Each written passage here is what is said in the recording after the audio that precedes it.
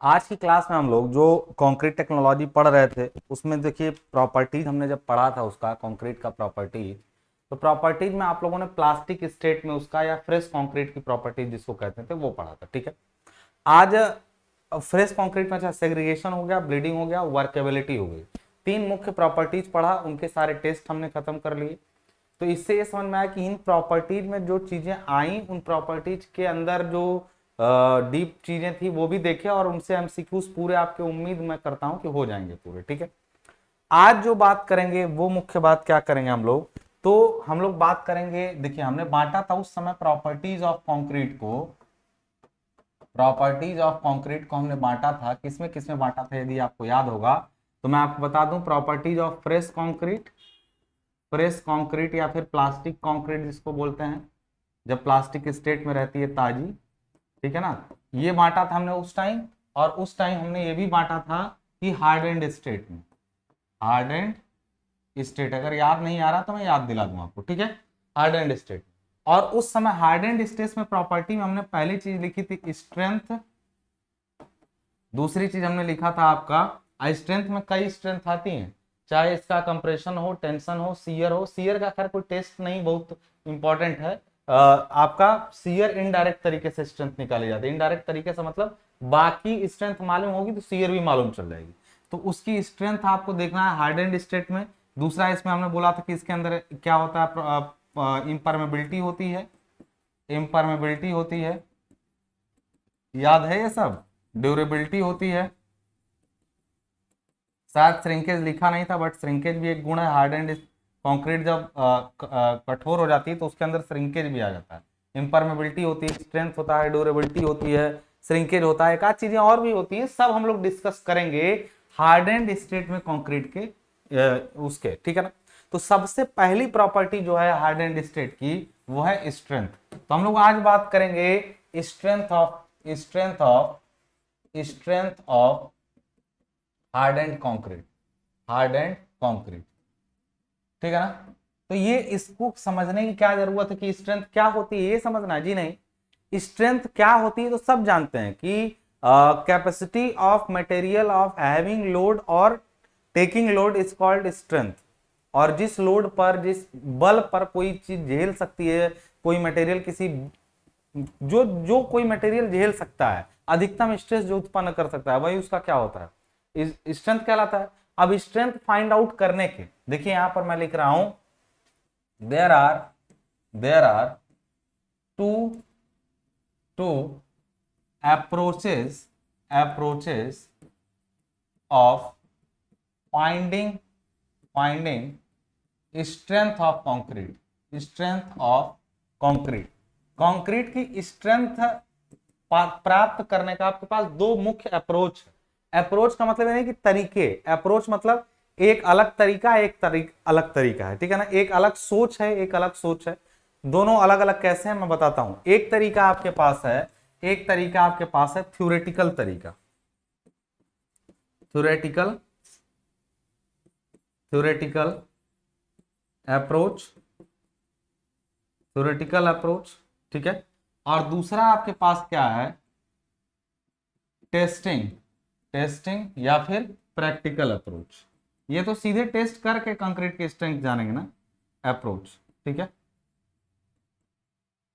तो ये दो तरीके मुख्य रूप से आपके पास अवेलेबल हैं कंक्रीट के क्या स्ट्रेंथ जानने के लिए। बात समझ रहे हैं? तो कंक्रीट की स्ट्रेंथ निकालने के लिए या तो आप थ्योरेटिकल तरीका, थ्योरेटिकल कॉन्सेप्ट का यूज करें, या फिर आप इसका प्रैक्टिकल या फिर टेस्टिंग कॉन्सेप्ट यूज करें। ठीक है, तो कहेंगे सर थ्योरेटिकली किसी कंक्रीट की स्ट्रेंथ कैसे जानेंगे। मैं बोलूंगा थ्योरी दो ऐसी है जो कहीं ना कहीं कंक्रीट की स्ट्रेंथ को बताती है। कैसे? बिना किसी टेस्ट के आप दो तरीके अपना सकते हैं। एक तो यदि आपको वाटर सीमेंट रेशियो पता हो, वाटर सीमेंट रेशियो, क्योंकि आपको मालूम है कि प्रोफेसर अब्राम के नियम के अनुसार किसी कंक्रीट की जो स्ट्रेंथ होती है वो उसके वाटर सीमेंट रेशियो पर निर्भर करती है। अभी इस पर हम लोग बात बहुत अच्छे से करने वाले हैं। और दूसरा चीज दूसरा होता है जल स्पेस रेशियो, जल स्पेस रेशियो। ठीक है, अब एक चीज को यहां पे ध्यान से समझिएगा। और टेस्टिंग और प्रैक्टिकल के तो बहुत तरीके हैं। क्यों? इनसे कंक्रीट की और स्ट्रेंथ के बारे में, ढेर सारी स्ट्रेंथ के बारे में हम लोग पता करेंगे अभी बाद में। तो फिलहाल आज की क्लास में मुझे लगता है कि इन दोनों को हमको समझना पड़ेगा। क्या है? वाटर सीमेंट रेशियो का हिसाब किताब, ठीक है ना। पहला तरीका, अगर हम लोग पहले अप्रोच की बात करें वाटर सीमेंट रेशियो की, ठीक है, तो इसमें हम लोग लिखेंगे अकॉर्डिंग टू प्रोफेसर अब्राम्स, मतलब हिंदी में भी आप लिख सकते हैं कि प्रोफेसर अब्राम के नियम के अनुसार, प्रोफेसर अब्राम के नियम के अनुसार कंक्रीट की जो स्ट्रेंथ होती है वो उसके वाटर सीमेंट रेशियो पर निर्भर करती है। उन्होंने ऐसा कहा था, उन्होंने ऐसा कहा था किसी कंक्रीट की जो सामर्थ्य होती है वो उसके वाटर सीमेंट रेशियो पर निर्भर करती है। उन्होंने एक संबंध भी बताया, इसके रिगार्डिंग उन्होंने एक संबंध भी बताया था, ठीक है ना। तो आप देखेंगे यहाँ पे प्रोफेसर अब्राम के अनुसार, मैं हिंदी में भी लिख सकता हूँ, इंग्लिश में जैसा आप कहिए, तो मैं यहाँ पे कहता लिख रहा हूँ सीधे सा अकॉर्डिंग टू, आप हिंदी में भी लिख लीजिए, कोई दिक्कत नहीं, जो बोल रहा हूँ उसको बस आप लिखिए। ये बिल्कुल मत सोचिएगा कि इसको कॉपी में लिखना है, ठीक है ना। आप इसको बस समझने के लिए लिखिए, जिस भाषा में आपको अच्छा लग रहा है उस भाषा में लिखिए, ठीक है ना। According to professor Abrams, professor Abrams law, strength, compressive strength of concrete या strength of concrete, strength of concrete, concrete strength of concrete इनके अकॉर्डिंग जानते हैं कितना होता था? इसका एक फॉर्मूला उन्होंने दिया था किसके लिए, कि 28 दिन के बाद इसकी सामर्थ्य कितना होगा। तो इसके लिए इन्होंने बोला ये होता है 984 upon 4 to the power x। याद है ये फॉर्मूला? ये जब वाटर सीमेंट रेशियो में पढ़ा रहा था आपको, तो ये इनका हिसाब किताब था। ये किसमें स्ट्रेंथ बताता? ये बताता केजी पर स्क्वायर सेंटीमीटर। और ये कितने हैं? 28 डेज की स्ट्रेंथ के लिए उन्होंने बताया।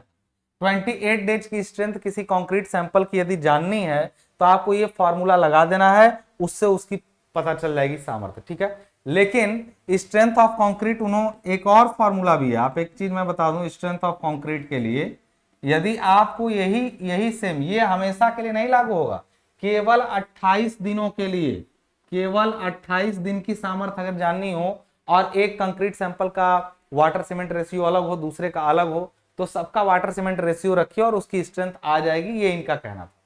तो भाई हम क्या जरूरत है किसी कंक्रीट के सैंपल पर जाके टेस्ट करें?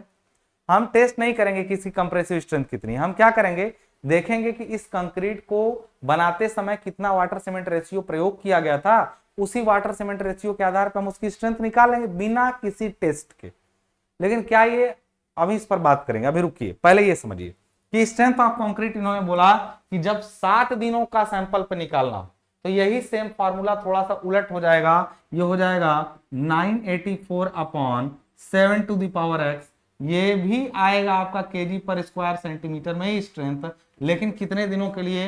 ये होता है 7 डेज की स्ट्रेंथ के लिए, ये होता है 7 डेज की स्ट्रेंथ के लिए, यानी 7 दिनों की जो सामर्थ्य होती है वो इस तरीके से आती है, और जो बाकी दिनों की सामर्थ्य 28 दिनों वाली चाहिए वो उसके लिए ऊपर वाला फॉर्मूला लगाना पड़ता है।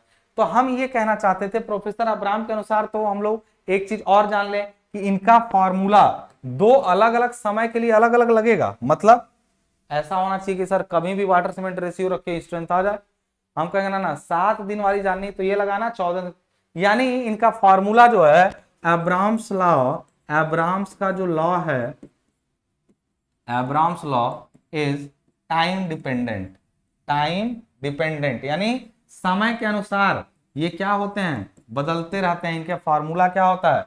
टाइम डिपेंडेंट कहा जाता है। और ये क्वेश्चन पूछा भी गया आपसे कि प्रोफेसर अब्राम का जो लॉ है वो समय पर निर्भर करता है या नहीं, तो आप कहेंगे बिल्कुल समय पर निर्भर करता है। हालांकि हो सकता है ये ना पूछा जाए फॉर्मूला, दोनों ना पूछा जाए, लेकिन ये जरूर पूछा जा सकता है कि क्या professor Abrams law time dependent है या नहीं है। क्लियर है बात? चलिए, ये तो आपने ये समझा कि चलिए सर ये तो बड़ा अच्छा हो गया, कंक्रीट पर कोई टेस्ट मत करिए, बस इतना तो पता रहे वाटर सीमेंट रेशियो कितना है, कितना पानी मिलाए थे ये पता रहे तो हम उसकी स्ट्रेंथ पता कर लेंगे। मैं आपसे एक सवाल करूं, यदि यहां पे वाटर सीमेंट रेशियो लॉ के हिसाब से प्रोफेसर अब्राम ने ये बातें कही, हमने इसके बारे में मुख्य बात कही, एक चीज क्या होता है ध्यान समझिएगा, इसके बारे में इंपॉर्टेंट बात कौन से, पहले नियम के बारे में इंपॉर्टेंट बात क्या है, ठीक है ना, मुख्य बात क्या है, पहली बात क्या है कि ये लेस एक्यूरेट है, लेस एक्यूरेट है। क्यों एक्यूरेट है? Because strength doesn't depend strength doesn't depends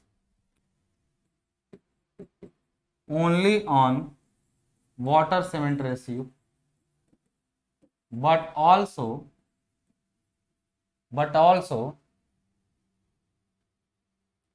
amount of actual actual hydration। इसका मतलब समझ रहे हैं? एक चीज मैं बताऊं, पहली बात कि किसी चीज की सामर्थ्य आप केवल वाटर सीमेंट रेशियो से कैसे निकाल सकते हैं। चलिए एक पल के लिए मान लेते हैं कि कॉम्पैक्शन पूरी तरह से कंप्लीट कराया जाएगा। कॉम्पैक्शन पूरी तरह से कंप्लीट कराने का अर्थ समझते हैं कि कंक्रीट में जो भी आपने कुटाई उटाई की वो सब बढ़िया किया है, सब में एक जैसा करे भाई। बाकी चीजें यदि सेम रहें किसी कंक्रीट सैंपल में, अन्य हर स्थितियों को एक समान कर दिया जाए, तब तो उसकी सामर्थ्य वाटर सीमेंट रेशियो पर ही निर्भर करेगी। चलिए उसको भी एक पल के लिए मान लेते हैं। जैसे अन्य सभी स्थितियों को बराबर करने का मेरा मतलब है कि कुटाई एक जैसी हो, तराई एक जैसी हो, उनको फेंकते समय सब कुछ ठीक रखा जाए, तो फिर वो कंक्रीट ज्यादा मजबूत होगी जिसका वाटर सीमेंट रेशियो क्या होगा, कम होगा। ये तो फैक्ट है, ठीक है। लेकिन क्या पानी की मात्रा यानी वाटर सीमेंट रेशियो से ये कहां पता चला कि जितना पानी हमने मिलाया, चलिए दो कंक्रीट है, एक का वाटर सीमेंट रेशियो 0.5 है, दूसरे का भी 0.5 है, लेकिन इनके पास अलग अलग स्ट्रेंथ हो सकती है। क्यों? एक वाटर सीमेंट रेशियो जो है ना, उसमें पूरी तरह से सीमेंट का हाइड्रेशन हुआ, सीमेंट और पानी का आपस में जो मिलन हुआ ना वो काफी अच्छे से हुआ। दूसरे में काफी अनहाइड्रेटेड पार्टिकल्स ऑफ सीमेंट रह गए। कभी भी कंक्रीट बनते समय सीमेंट का 100% हाइड्रेशन नहीं होता है। मान लिया जाता है कि काफी अच्छी परिस्थितियों में ऐसा हो सकता है, but it's not possible at all कि पूरी तरह से हाइड्रेट हो जाए, ठीक है। इसलिए इस वाले चीज को हमको ध्यान में रखना है कि ये लेस एक्यूरेट है, क्योंकि इसमें ये बोला गया कि इतना पानी मिलाओगे तो ठीक। अच्छा, पहले तो पूरा थ्योरेटिकल पोर्शन ही लेस एक्यूरेट है, पूरा प्रैक्टिकली स्ट्रेंथ चेक करो ना, ये क्या इनडायरेक्ट तरीका है, पहली बात। और उस लेस एक्यूरेट में भी वाटर सीमेंट रेशियो के बेस पर स्ट्रेंथ कैलकुलेट करना उतना अच्छा नहीं है जितना आगे वाला है, जिसको कहते हैं जेल स्पेस रेशियो। मैं अगर यहां पे कहता हूं कि यहां पे इसके आधार पे स्ट्रेंथ तो निकाल लेंगे इसी फार्मूला से, लेकिन वो स्ट्रेंथ केवल वाटर सीमेंट रेशियो पर निर्भर करेगी। तो स्ट्रेंथ निकालने की थ्योरेटिकल अप्रोच में पहला वाटर सीमेंट रेशियो है जिसमें से उतना एक्यूरेट नहीं है। इसके आगे बस मैं बोल देता हूं क्या यहां पे, लेस एक्यूरेट, ठीक है। जबकि ये क्या है, ये मोर एक्यूरेट है। मैं बताता हूं क्यों। क्योंकि इसमें हम ये ध्यान देंगे कि जो पानी मिलाया गया उस पानी का कितने प्रतिशत मिलन हो पाया सीमेंट से। मिलन मतलब समझ रहे हैं, सीमेंट से वो पानी मिला और अच्छी तरीके से हाइड्रेट हुआ, तब वो अलग स्ट्रेंथ देगा। लेकिन वही सेम अमाउंट ऑफ पानी यदि मिलाया जाए और हाइड्रेशन कम हुआ रहे, ठीक से ना हुआ रहे, तो अलग स्ट्रेंथ देगा। तो उसके लिए एक टर्मिनोलॉजी यूज की गई which is called gel space ratio. बात समझ रहे ना। अब जेल स्पेस रेशियो क्या होता है इस पर भी बात करेंगे। और यह सीमेंट की सामर्थ्य, जैसे जेल स्पेस रेशियो का, जैसे वाटर सीमेंट रेशियो यहाँ पे एक्स है, यहाँ पे एक्स क्या है आपको ये समझ में आ रहा है? स्ट्रेंथ में एक्स क्या है ये तो पता रहे भाई, ये लिख लीजिए नहीं तो आप थोड़ा कंफ्यूज ना हो। यहाँ एक्स से ही क्या है, वाटर सीमेंट रेशियो। तो यानी कहने का मतलब क्या है कि वाटर सीमेंट रेशियो जो आपका यहाँ पे कह रहे हैं आप, वाटर सीमेंट रेशियो वो कहीं ना कहीं इससे संबंधित है स्ट्रेंथ से। इसी तरीके से जेल स्पेस रेशियो भी स्ट्रेंथ से संबंधित है, लेकिन उससे पहले यह जानना पड़ेगा कि जेल स्पेस रेशियो ही क्या है, ठीक है। तो चलिए आइए समझते हैं कि जेल स्पेस रेशियो क्या होता है। सबसे पहले तो हम लोग बात करेंगे यहाँ पे इसकी जेल स्पेस रेशियो की। पहली बात की ये क्या है, दूसरी बात की यह कंक्रीट की स्ट्रेंथ को कैसे प्रभावित करता है, या इसके आधार पर कैसे कंक्रीट की थ्योरेटिकल स्ट्रेंथ निकाल सकते हैं।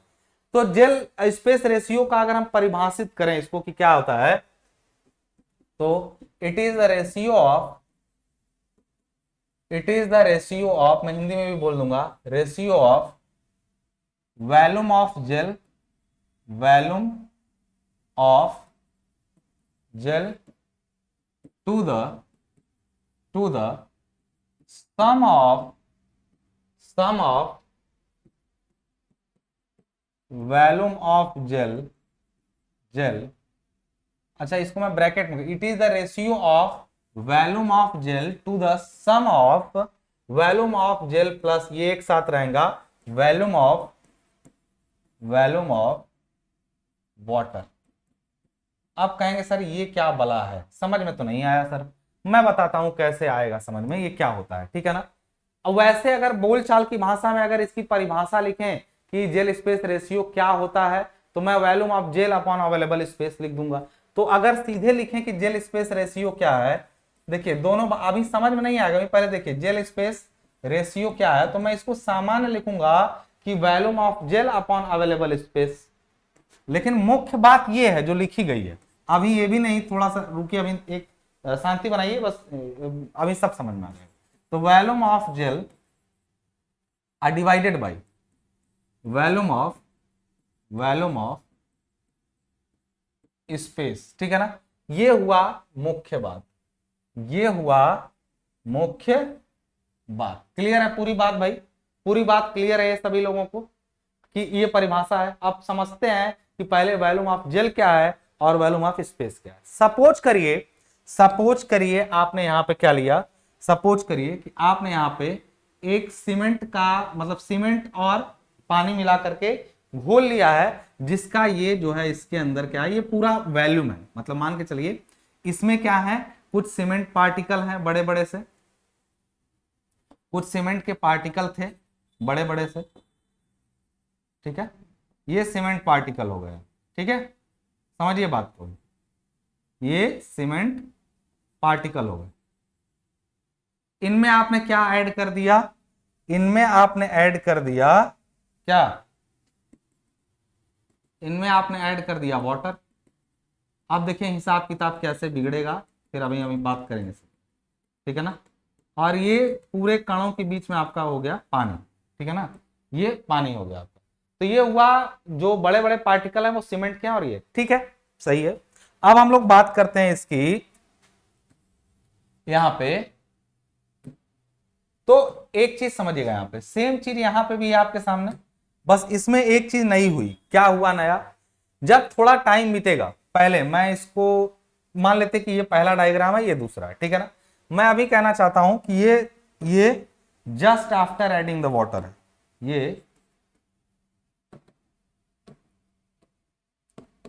ये पहला वाला डायग्राम है, जस्ट आफ्टर एडिंग वाटर, पानी अभी डाला गया, एडिंग वाटर। इसमें क्या होगा, थोड़ी देर बाद ऐसा होगा, थोड़ी देर बाद देखिए क्या होता है,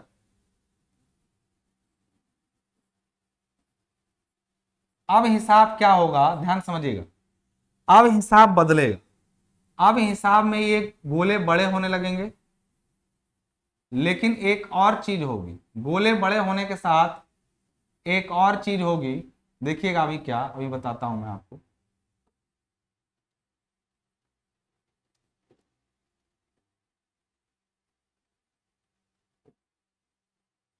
गोले बड़े हुए,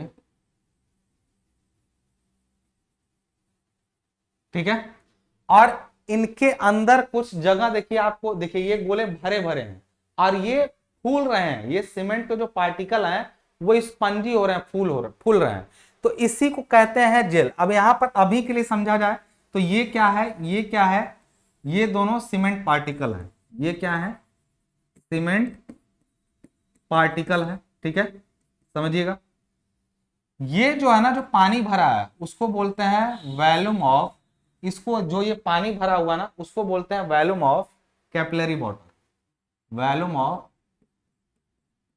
कैपिलरी वाटर, ठीक है।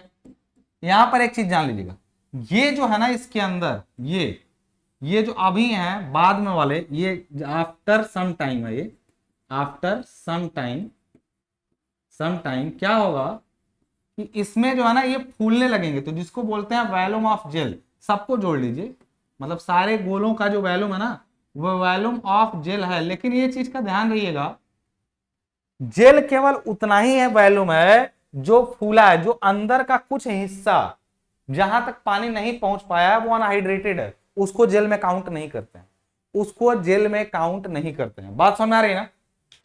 चले, तो आपको ये बात समझ में आ गई इतनी सी कि ये दोनों क्या है। तो मैं अब ये कहूंगा कि इसमें से कौन क्या है ये समझिएगा।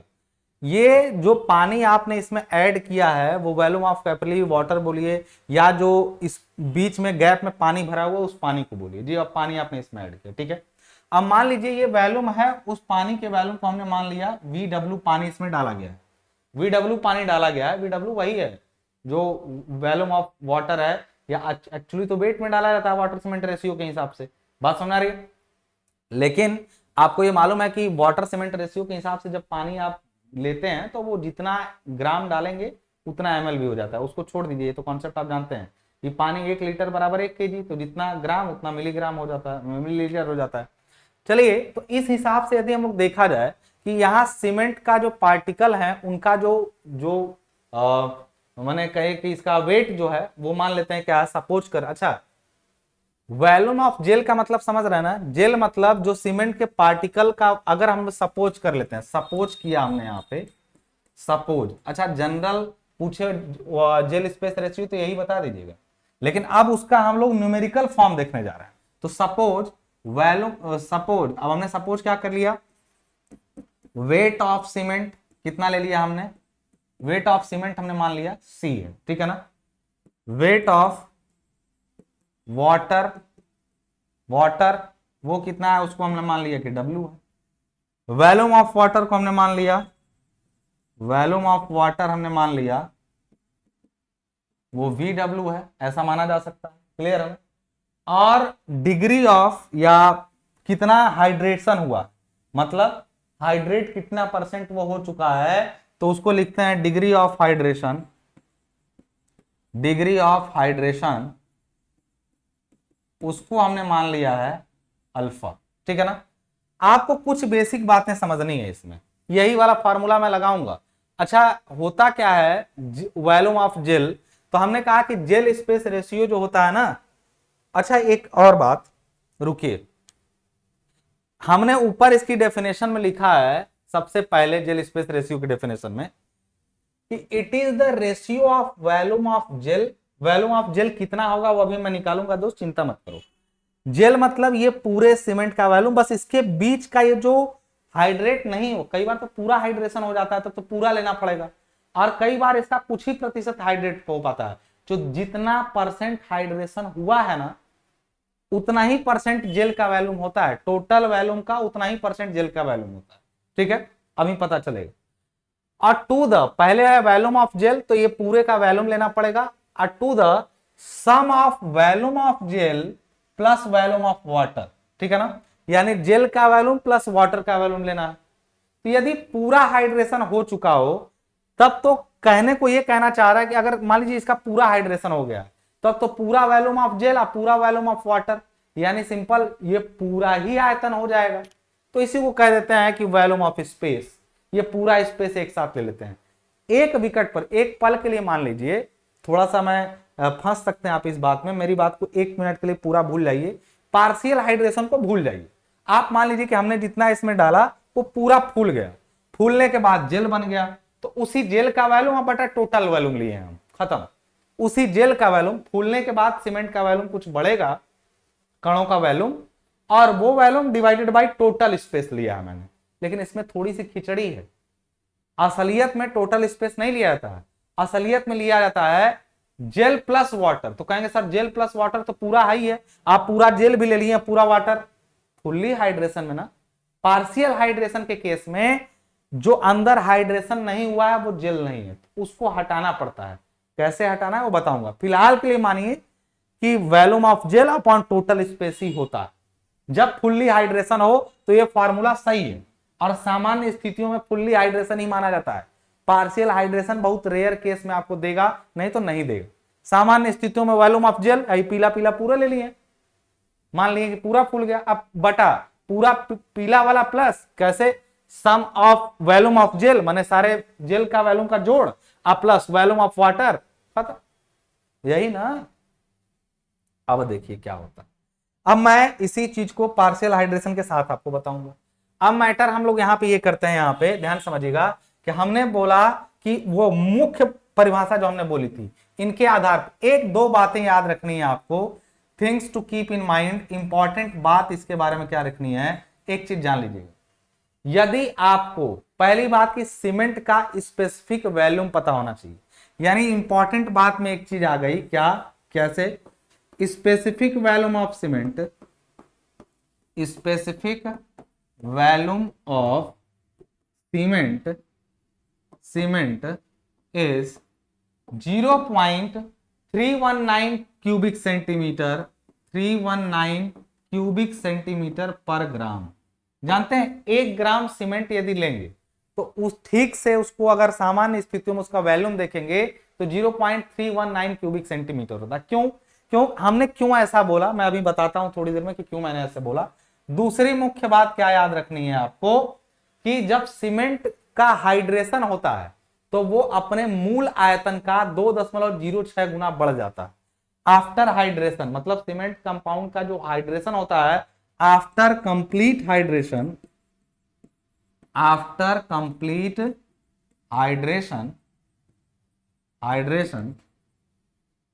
Cement volume is increases by 2.06 times. ये दो मुख्य बातें हैं जो आप ध्यान में नहीं रखेंगे तो आप नहीं लगा पाएंगे कि जेल स्पेस रेशियो को हम समझ पाए। अब देखिए कैसे होता है, इसको भी समझ लेंगे, ठीक है। क्या होता है इसको ध्यान से समझिएगा जरा। यहाँ पे तो मैंने क्या कहा, यहाँ पे ऊपर बोला है हमने क्या कि वॉल्यूम ऑफ जेल कैसे निकलेगा।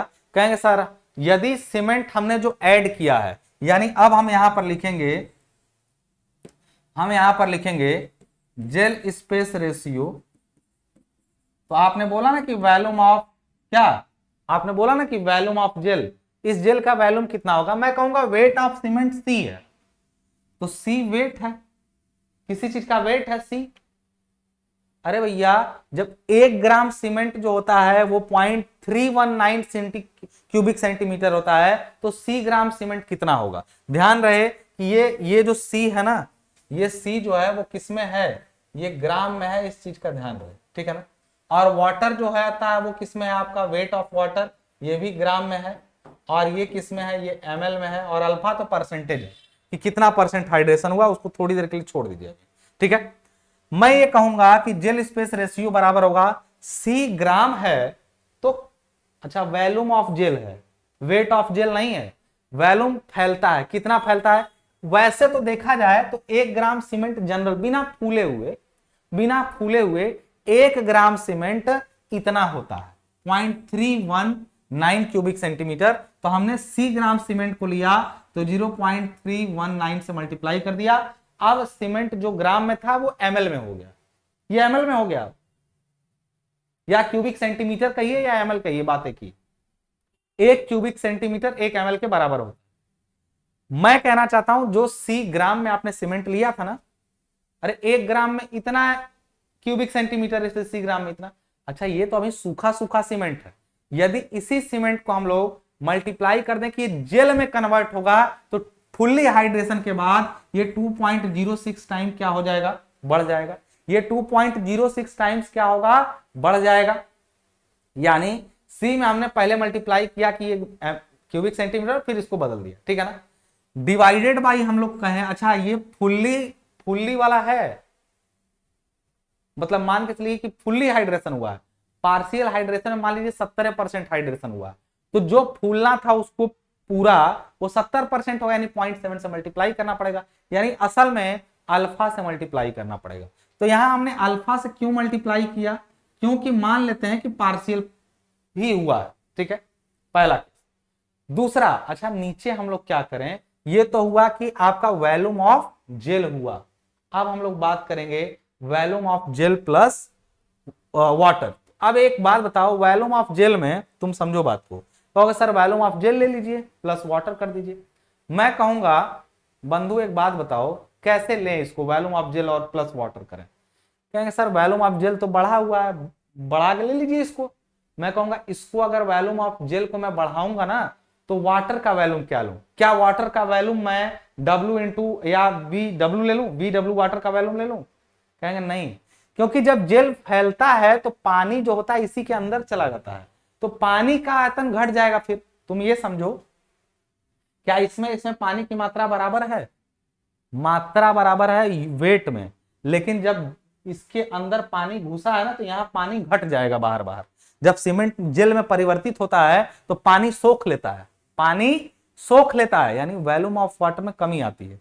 तो पहले वाला वॉल्यूम ऑफ वाटर यदि लेते हैं, पहले वाला वॉल्यूम ऑफ वाटर लेते हैं तो फिर मैं जेल नहीं लूंगा, और यदि जेल लेता हूं तो अब वाला लेना, जेल के साथ या तो अब वाला लीजिए या तो पहले वाले के साथ इसको ले लीजिए।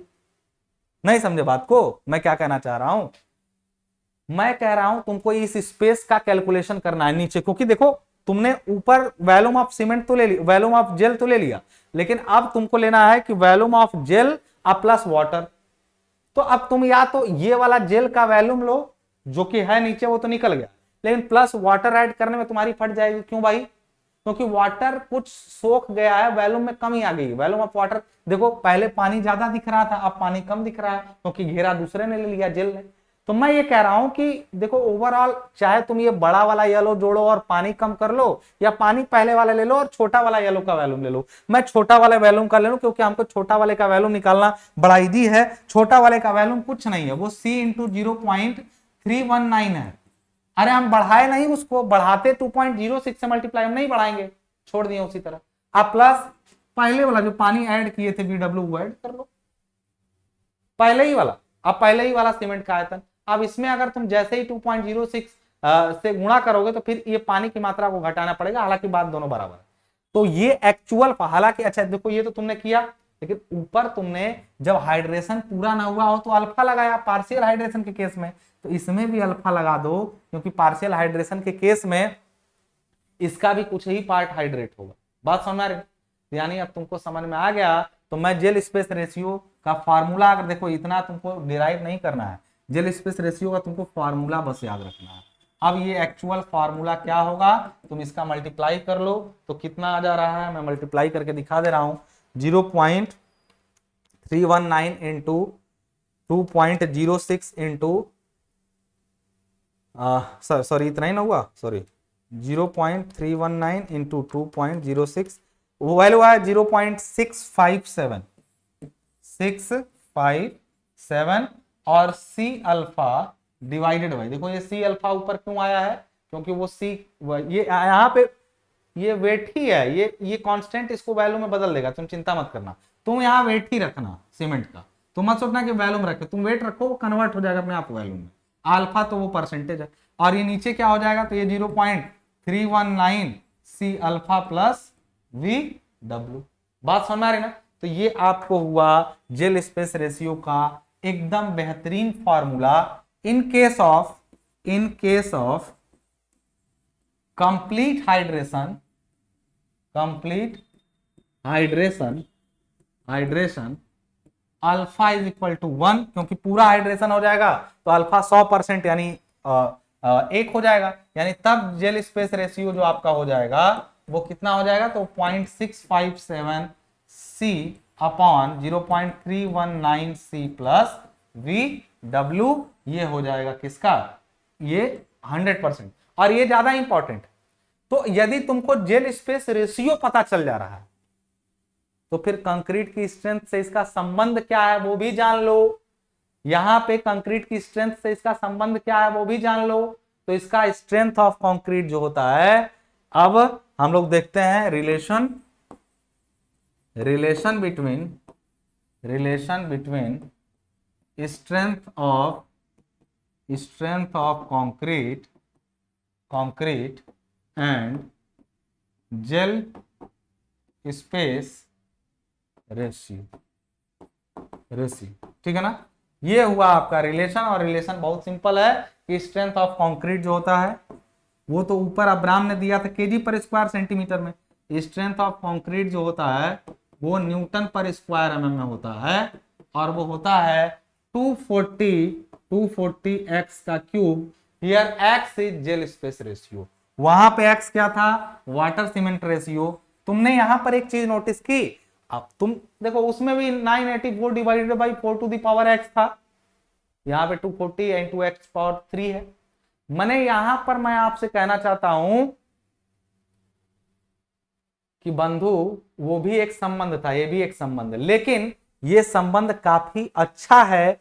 किस लिए? क्योंकि इसमें ये तक ध्यान रखा गया है कि सीमेंट का हाइड्रेशन पूरा हुआ भी है कि नहीं हुआ है, सीमेंट के कण कितना जगह, मतलब पूरा क्लियरिटी है थोड़ी बात में, हर एक पहलू का ध्यान है। तो जेल स्पेस रेशियो से निकाली गई स्ट्रेंथ वाटर सीमेंट रेशियो की तुलना में निकाली गई स्ट्रेंथ की ज्यादा एक्यूरेट मानी जाएगी। अब मैं आपको कुछ चीजें आपको समझा दूं कि इससे न्यूमेरिकल कैसे आ चुके हैं एक आध बार। हालांकि अब उम्मीद कम है, आजकल जो पेपर का लेवल है काफी थ्योरेटिकल हो चुका है, तो ये जो पोर्शन में पढ़ाया हूं वो एसएससी जेई के लिए थोड़ा बहुत इंपॉर्टेंट है, बट बाकी जगहों के लिए नहीं। मैं आपसे कहूंगा कि इसका नोट्स आप पूरा बेहतरीन बना के रखिएगा, जबरदस्त तरीके से काम आएगा। हम लोग एक आध न्यूमेरिकल देखते हैं इसके कि कैसे न्यूमेरिकल इससे आ सकते हैं। ठीक है, सिंपल क्वेश्चन है, ये एसएससी जेई में आया हुआ ही न्यूमेरिकल है। क्या कह रहा है जरा एक मिनट के लिए देख लीजिएगा इसको। ठीक है, क्या What is the gel space ratio of a sample of concrete if the concrete is made with 600 gram of cement, यानी C बराबर कितना हुआ 600 ग्राम, देखो वेट है ये, cement with water cement ratio of 0.65। अगर पानी का वाटर सीमेंट रेशियो 6.5 है तो वाटर कितना हो जाएगा, तो 0.65 टाइम्स ऑफ 600 ग्राम, नहीं हुआ ये। अरे वाटर और सीमेंट का अनुपात है, तो सीमेंट W/C होता है, तो C को हमने ऊपर भेज दिया, C है सीमेंट का 600, यानी पानी कितना हो जाएगा यहां से, यदि आप निकाल लें, मैं फटाक से कर दूं 0.65। अच्छा ये ऑब्जेक्टिव में पूछा गया, ध्यान रहे, तो लगाने में हालत खराब हो जाती बिना कैलकुलेटर के। मैं कैलकुलेटर से ही कर रहा हूं, बट आप लोग इसको बिना कैलकुलेटर के करना पड़ेगा, तो ज्यादातर लोग छोड़ ही देते हैं।